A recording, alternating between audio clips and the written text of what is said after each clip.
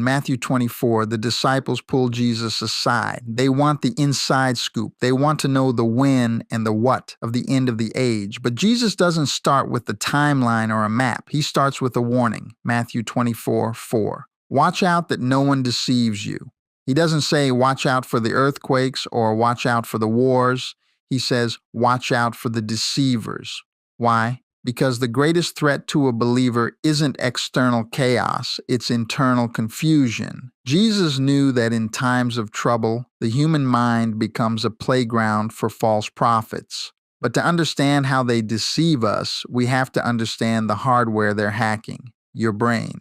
In psychology, we talk about how the brain craves patterns. We hate uncertainty. When the world feels like it's falling apart, exactly like the end times scenarios Jesus describes, our brains go into survival mode. We look for a life raft. Enter the false prophet. They don't always look like monsters. Sometimes they look like the answer to your anxiety. They say exactly what your tribe wants to hear. This is where confirmation bias kicks in. This is the tendency to search for, favor, and recall information that confirms what we already want to believe. If you're scared, you'll follow the person who promises safety. If you're angry, you'll follow the person who gives you a target for that anger. We call it spirituality, but often it's just our biology looking for an easy exit from the tension.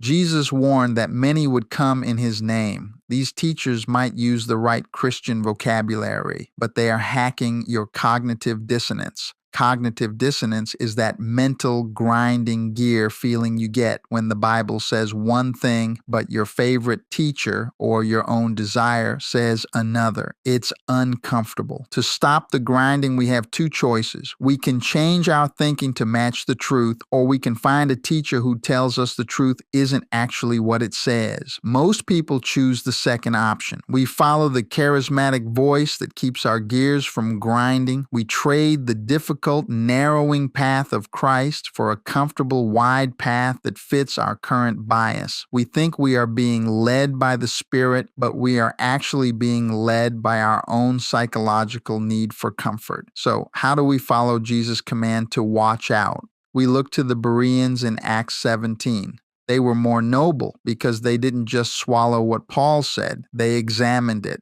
Discernment is a muscle, not just a feeling. It's a mental filter that stops the noise. It requires you to step back and ask, am I believing this because it's scripturally sound or because it makes me feel safe? True discernment requires you to be an active thinker. It requires you to be willing to be wrong. Jesus warned us because he knew our minds would be the front line of the battle. Deception doesn't always start with a lie about God. It often starts with a truth you're too afraid to face about yourself. Don't just believe everything you hear, even if it's coming from a pulpit. Revamp your thinking. Bridging the gap between your mind and the Word is the only way to find a peace that isn't dependent on the world being perfect. Ready to bridge the gap between psychology and the gospel? Then join the movement. Hit subscribe, turn on notifications, and let's keep revamping our minds one bit at a time. I'm Garland, and this is Faith Bit. Think for yourself, stay in the Word, and I'll see you soon.